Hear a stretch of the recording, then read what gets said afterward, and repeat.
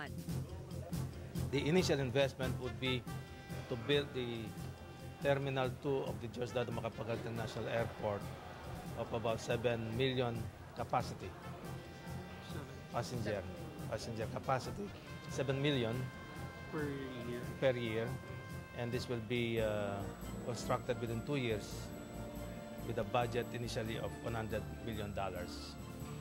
Pagdating naman ng Pangulo sa Cairo, nakipagpulong siya sa chairman proprietor ng Al-Kholi Group na si Dr. Hamza Al-Kholi, isang kilalang businessman sa Kingdom of Saudi Arabia matapos niyang dumalo sa isang misa sa Basilique Notre Dame de Fatima. Pamumuhunan sa Pilipinas sa job opportunities para sa mga Pilipino sa Middle East ang tinalakay ng dalawa. Pinag-usapan din ang possible ventures sa energy, remittance at value-added financial services. Sa presidential headquarters, arrival honors ang ibinigay kay Pangulong Arroyo sa pangunguna ni President Mohamed Hosni Mubarak. Sa kanilang pagpupulong, isa sa mahalagang tinalakay ang pagsusulong ng peace talks sa pagitan ng pamahalaan at ng Moro Islamic Liberation Front o MILF.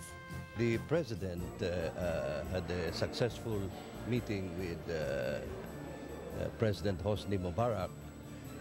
The main purpose of the President's visit here was to seek Egypt's support for our observer status seat. And Egypt, through President Hosni Mubarak, is fully supportive of that because they feel that this would be important in terms of